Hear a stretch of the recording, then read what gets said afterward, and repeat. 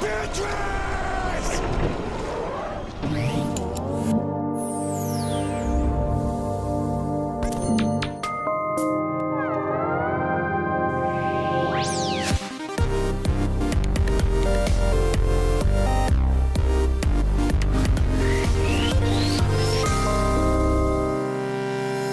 Welcome to the second episode in our multi-part series exploring the roles and representations of women in video games.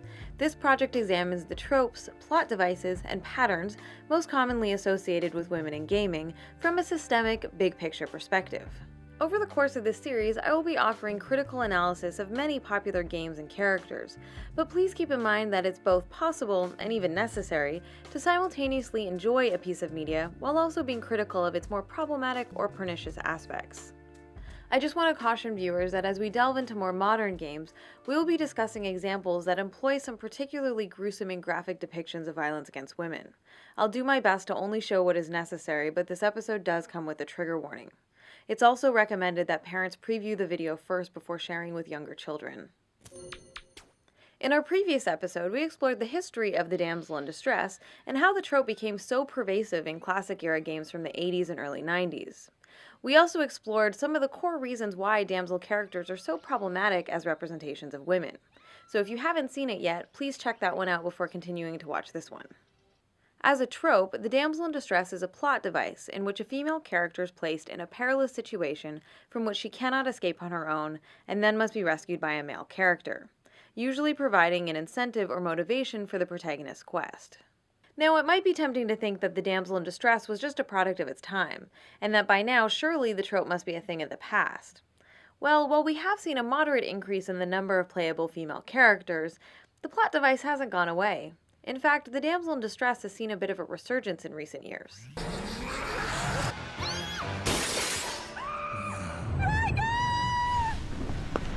Silence!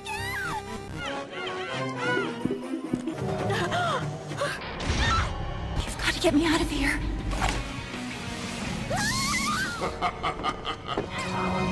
Get up. He's hurting me. Alice?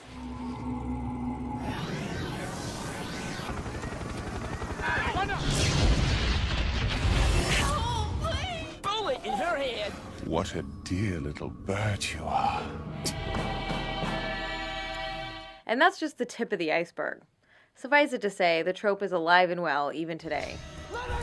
And since the majority of these titles still focus on delivering crude, unsophisticated male power fantasies, developers are largely unwilling to give up the damsel in distress as an easy default motivation for their brooding male heroes or anti-heroes. Remember that as a trope, the damsel in distress is a plot device used by writers, and not necessarily always just a one-dimensional character type entirely defined by victimhood. Now and then, damseled characters may be well-written, funny, dynamic, or likable. I'm just trying to set you on fire through this stupid hat! What a delightfully mean little brain you have. However, this extra character development tends to make their eventual disempowerment all the more frustrating. Damsels on the more sassy end of the spectrum may struggle with their captors, or even attempt an escape on their own, but inevitably their efforts always prove futile. Occasionally they may be allowed to offer the hero a last-minute helping hand, or to kick the bad guy while he's down, but these moments are largely symbolic and typically only happen after the core adventure is over, or the danger has passed. These token gestures of pseudo-empowerment don't really offer any meaningful change to the core of the trope, and it feels like developers just throw these moments in the last minute to try and excuse their continued reliance on the damsel in distress.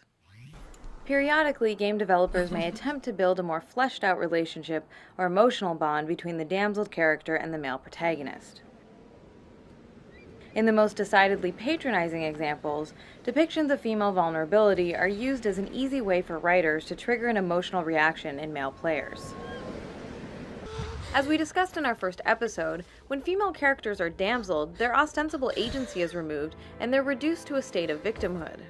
So narratives that frame intimacy, love, or romance as something that blossoms from or hinges upon the disempowerment and victimization of women are extremely troubling because they tend to reinforce the widespread regressive notion that women in vulnerable, passive, or subordinate positions are somehow desirable because of their powerlessness. Unfortunately, these types of stories also help to perpetuate the paternalistic belief that power imbalances within romantic relationships are appealing, expected, or normal. Okay, so we know that the damsel in distress is alive and well in gaming, but that's not the full picture. There's an even more insidious side to the story. Over the past decade, game companies have been desperately searching for ways to stand out in a market increasingly oversaturated with very similar products. As a consequence, we've seen a dramatic increase in the number of games attempting to cut through the clutter by being as dark and edgy as possible. So we've seen developers try to spice up the damsel in distress cliché by combining it with other tropes that involve victimized women. I've identified a few of the most common of these trope cocktails, which join together multiple regressive or negative representations of women, including the disposable woman, the mercy killing, and the woman in the refrigerator.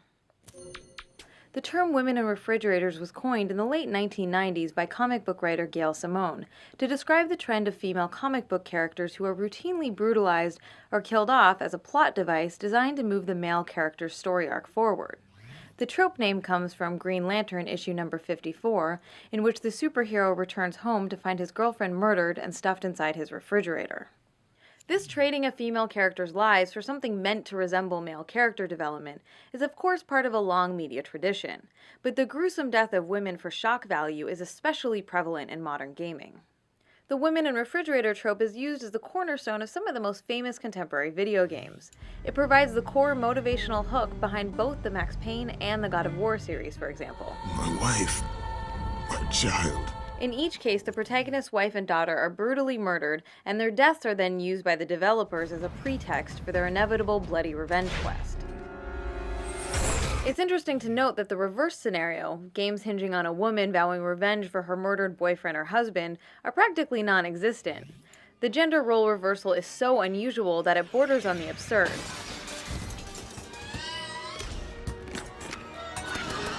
Which is one of the reasons why the scene from Disney's Wreck-It Ralph is so humorous. I could do a very long video just exploring this one trope in gaming, but today I want to look at how the woman in refrigerator is connected to the damsel in distress, and specifically the ways game developers have found to combine these two plot devices. One popular variation is to simply use both tropes in the same plotline, so as to have the male protagonist's wife stuffed in the fridge while his daughter is damseled. In Outlaws, your wife is brutally murdered and you then have to rescue your daughter. Who did this? They've taken Sarah. In Kane and Lynch, your wife is brutally murdered and you then have to rescue your daughter. I'll find them all before they find Jenny. In Prototype 2, your wife is brutally murdered and you then have to rescue your daughter. In Inversion, your wife is brutally murdered and you then have to rescue your daughter. Layla, where is she? In Asura's Wrath, your wife is brutally murdered and you then have to rescue your daughter. Save her. In Dishonored, the Empress is brutally murdered and you then have to rescue her daughter, though it's heavily implied that she's your daughter too. Find Emily. Protect her. It's no coincidence that the fridge plot device and the damsel plot device work in much the same way. Both involve female characters who have been reduced to complete states of powerlessness by the narrative, one via kidnapping, the other via murder. The two plot devices used together then allow developers to exploit both the revenge motivation and the good old-fashioned save-the-girl motivation. Believe it or not, there is another more insidious version of this particular trope hybrid, which I call the damsel in the refrigerator. Now, you may be asking yourself, how can a fridged woman still be in distress? Since by definition, being fridged usually sort of requires being dead. Well, here's how it works. The damsel in the refrigerator occurs when the hero's sweetheart is brutally murdered, and her soul is then trapped or abducted by the villain. This oh-so-dark and edgy twist provides players with a double dose of female disempowerment, and allows developers to again exploit both the revenge motivation and the saving the damsel motivation, but this time with the same woman at the same time. This trope combination can be traced back to old-school side-scrollers like Splatterhouse 2 and Ghouls and Ghosts, but the damsel in the refrigerator has definitely become a more popular trend in recent years. In Medieval 2, your murdered girlfriend's soul is stolen and you must fight to save her.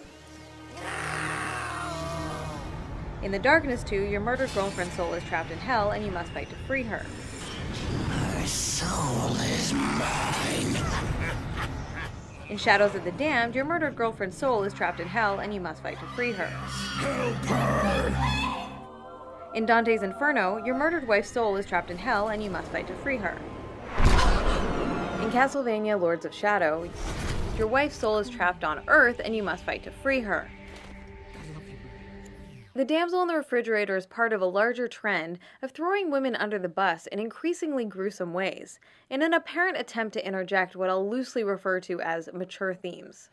Developers must be hoping that by exploiting sensationalized images of brutalized women, it'll be enough to fool gamers into thinking that their games are becoming more emotionally sophisticated. But the truth is, there's nothing mature about most of these stories, and many of them cross the line into blatant misogyny.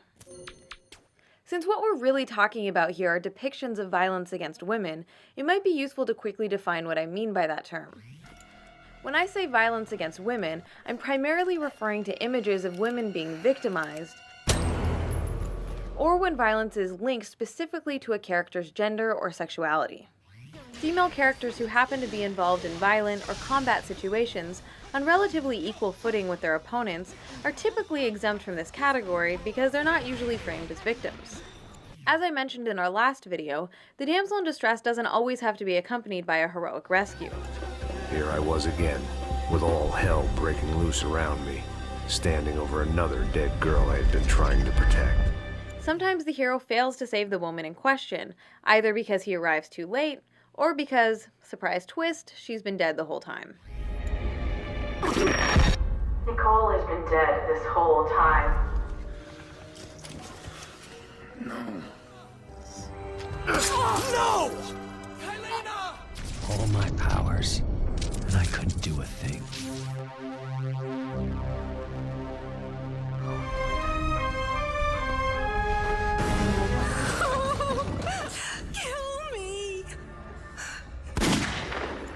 Or in the case of the 2009 version of Bionic Commando, not only has your wife been dead the whole time, but turns out she's actually a part of your bionic arm. I never wanted you to be involved in this. It's okay. I'll always be by your side.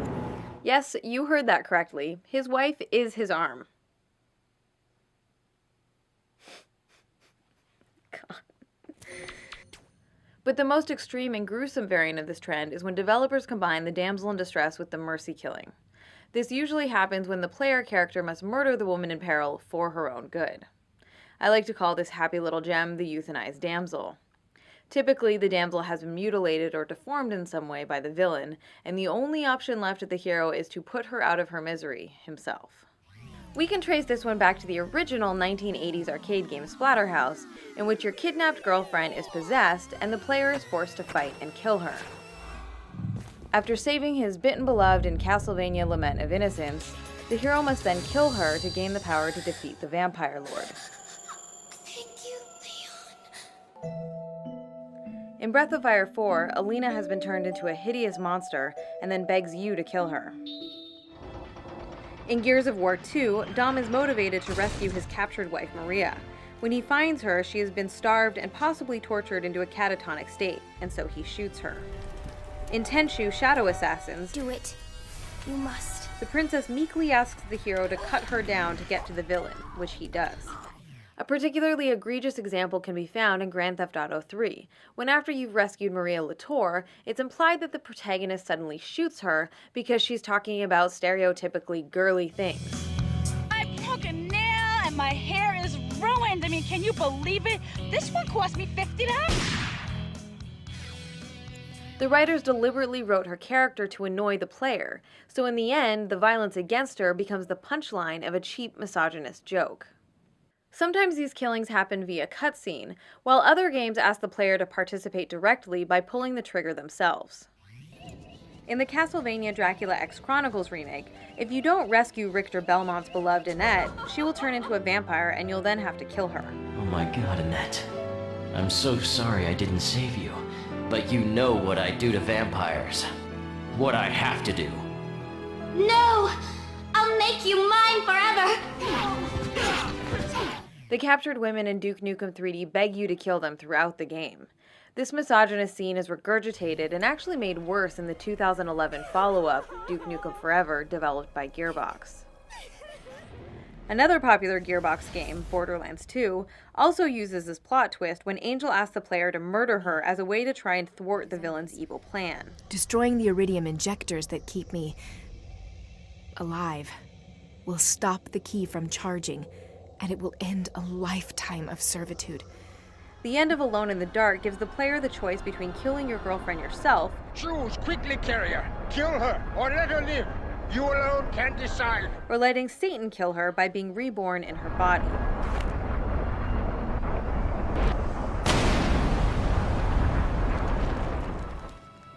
The Wii game Pandora's Tower includes one ending in which Elena begs you to kill her before she completes her transformation into a monster.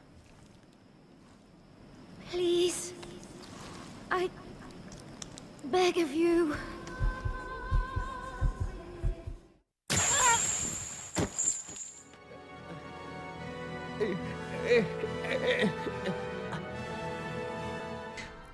Help me! I'm so afraid! In the 2006 shooter Prey, when the hero finally reaches his abducted girlfriend, she's been hideously mutilated and fused with a monster, which you must fight while she screams for help over and over again. Get away from me, Tommy! She wants me to kill you! I can't stop it!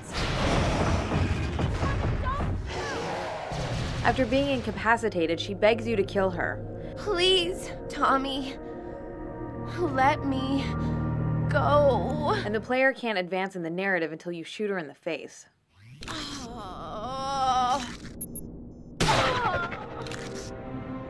These damseled women are written so as to subordinate themselves to men. They submissively accept their grisly fate and will often beg the player to perform violence on them, giving men direct and total control over whether they live or die, even saying thank you with their dying breath. In other words, these women are asking for it, quite literally.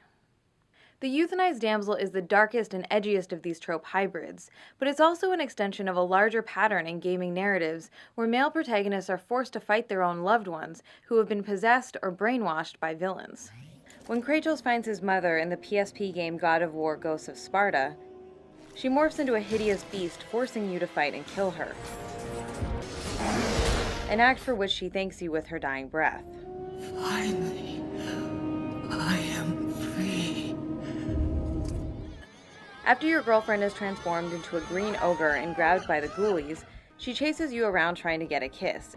Later, you must beat her unconscious before she can be returned to normal. The final boss in Shadows of the Damned turns out to be your own girlfriend, Where is my freedom? who you must shoot down. Similar scenarios are replicated in dozens of other titles as well. Get that device off my chest!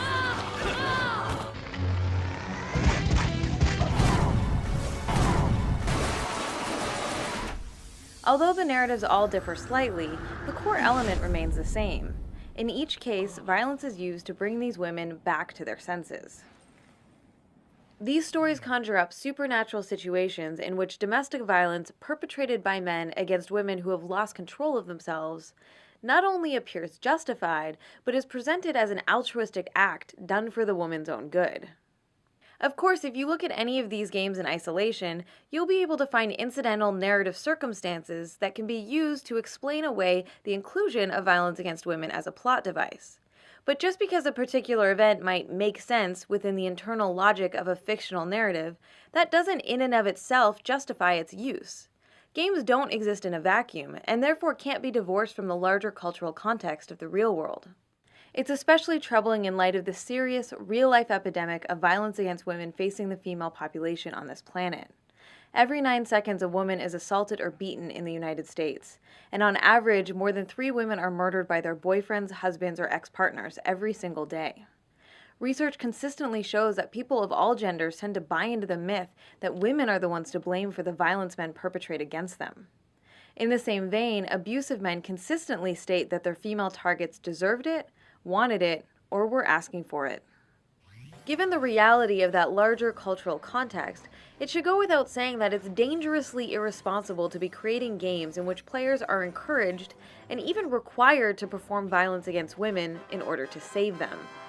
Even though most of the games that we're talking about don't explicitly condone violence against women, nevertheless they trivialize and exploit female suffering as a way to ratchet up the emotional or sexual stakes for the player. Despite these troubling implications, game creators aren't necessarily all sitting around twirling their nefarious-looking mustaches while consciously trying to figure out how to best misrepresent women as part of some grand conspiracy.